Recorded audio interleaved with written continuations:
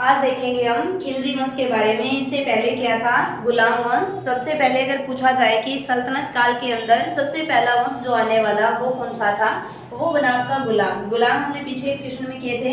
आज हम देखने वाले हैं जो खिलजी वंश रहा था वो कब से कब तक रहा। ये तो हम जानते हैं कि भाई जो ये सल्तनत काल के राजा आए थे ये 1206 से लेकर 1526 तक रहे थे। तो 1206 से लेकर 1290 तक आपका चला था गुलाम वंश। गुलाम के बाद आता है खिलजी जो चलता है 1290 से लेकर 1320 तक। फिर हम देखने वाले हैं कि खिलजी वंश के अंदर कौन कौन राजा है, क्या क्या काम किया। मैन राजा तो अगर आप देखो यहाँ से तो दो ही राजा मैन बने थे, जिसमें पहला इनका संस्थापक था जलालुद्दीन खिलजी।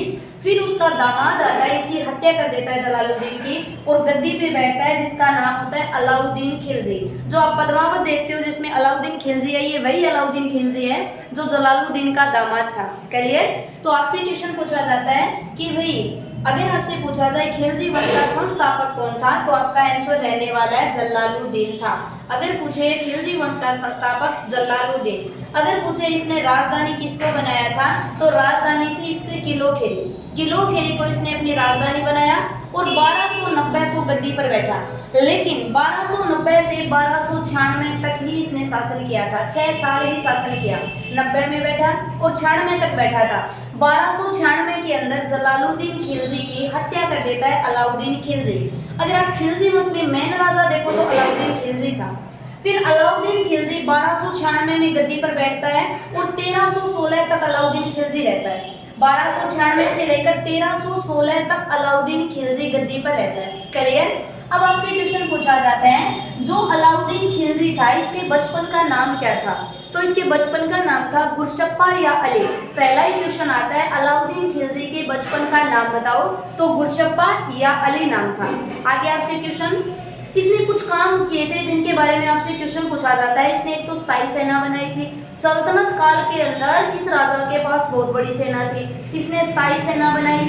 फिर इसने काम किया कि जो इनके सैनिक होंगे उनका हुलिया लिखेगा, यानी उसका डायग्राम बनाएगा, उसका चित्र बनाकर अपने पास रखेगा। तो सैनिकों का हुलिया लिखना भी इसने किया। घोड़ा दागना, घोड़े को दाग के अपनी ये लोगो लगाता था घोड़े पे कि भाई ये घोड़ा अलाउद्दीन खिलजी का पता लगे। फिर इसने एक मेन इंपॉर्टेंट काम किया था, मूल्य नियंत्रण प्रणाली। इसने मूल्य नियंत्रण जो प्रणाली लागू की ये सबसे बेस्ट थी सल्तनत काल के अंदर। मूल्य नियंत्रण का था कि अगर कोई भी दुकानदार या कोई भी आपके कोई मूल्य के अंदर कमी वृद्धि करता है या फिर वजन कम ज्यादा तोलता है, तो उस बंदे को अपना मांस जितना उसने कम वजन तोला उतना उसे मांस तोलना होगा।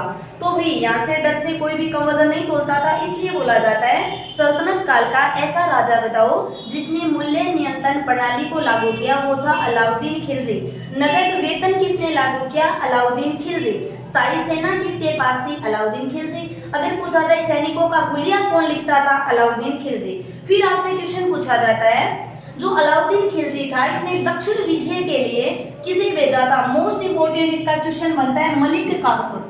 मोस्ट इंपोर्टेंट ये क्वेश्चन आपको याद रखना है कि दक्षिण विजय के लिए अलाउद्दीन खिलजी ने जिसे भेजा था ये हिंजड़ा था जिसका नाम था मलिक काफूर। क्लियर? हाँ, ये बात है कि भाई अगर रतन सिंह के साथ इसका युद्ध हुआ था वो पूछा जाए तो वो इंडिया लेवल पे आपसे क्वेश्चन नहीं पूछा जाता है। वो 1301 वाला इंडिया लेवल पे नहीं पूछता है, वो पूछता है राजस्थान में अगर पेपर दे रहे हो उसके अंदर। इसमें आपको इतना ही क्वेश्चन कवर करना है। बचपन का नाम बताओ ये खिलजी वंश का संस्थापक कौन था, शासन कहाँ से कहाँ तक किया था, इसके बचपन का नाम, फिर इसने नगद वेतन, फिर इसने स्थायी सेना, ऐसा कुछ।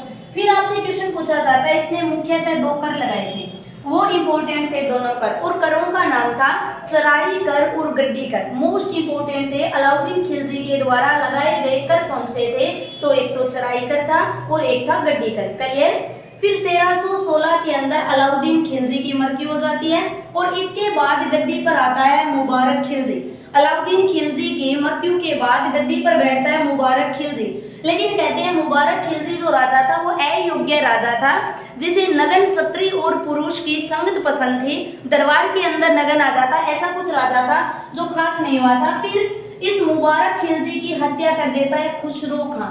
आपसे ये क्वेश्चन पूछा जा सकता है खिलजी वंश का अंतिम राजा बताओ, तो मुबारक खिलजी। और मुबारक की हत्या कौन देता है? खुसरो खिलजी। और जैसे ही खुसरो खिलजी यहाँ से हत्या करता है तो यहाँ पर खिलजी वंश समाप्त हो जाता है। और तुगलक वंश की नींव रह जाती है। 1320 के अंदर तुगलक वंश की नींव आ जाती है। तो आज हमने देखा इसे पहले वाले में गुलाम वंश, आज देखा खिलजी, कल हम देखेंगे तुगलक। खिलजी, पहला क्वेश्चन, खिलजी वंश कब से कब तक रहा? आपका आंसर होगा 1290 से 1320 तक रहा। सेकंड क्वेश्चन, खिलजी वंश का संस्थापक कौन था? आंसर रहेगा जलालुद्दीन खिलजी। सेकंड क्वेश्चन, जलालुद्दीन खिलजी की हत्या किसने कर दी थी? इसी का दामाद था जिसका नाम था अलाउद्दीन खिलजी।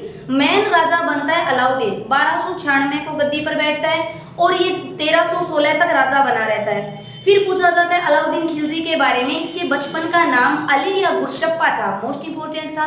फिर इसने स्थायी सेना बनाई, नगद वेतन देगा, हुलिया लिखेगा, घोड़ों को दागेगा, स्थायी नियंत्रण प्रणाली लागू कर देगा, खास था। फिर एक क्वेश्चन मोस्ट था कि भाई इसने दक्षिण विजय के लिए किसको भेज दिया? तो दक्षिण विजय के लिए इसने भेजा था मलिक काफूर को, मोस्ट इंपोर्टेंट क्वेश्चन था। फिर प्रश्न आपसे पूछा जाता है इसने 2 कर लगाए थे, कौन कौन से थे? चराईकर और गड्डीकर। जैसे ही 1316 के अंदर इसकी मृत्यु होती है तो राजा बन जाता है मुबारक खिलजी, लेकिन बोलते हैं कि इसे नगन, क्षत्रिय और पुरुषों की संगत पसंद थी, इसलिए अच्छा राजा नहीं था और इसकी जो हत्या कर देता है वो करता है खुसरो। क्लियर? फिर हम कल देखने वाले हैं इसी के आगे वाला क्वेश्चन, तुगलक वंश। ये था आपका सल्तनत काल के अंदर खिलजी वंश।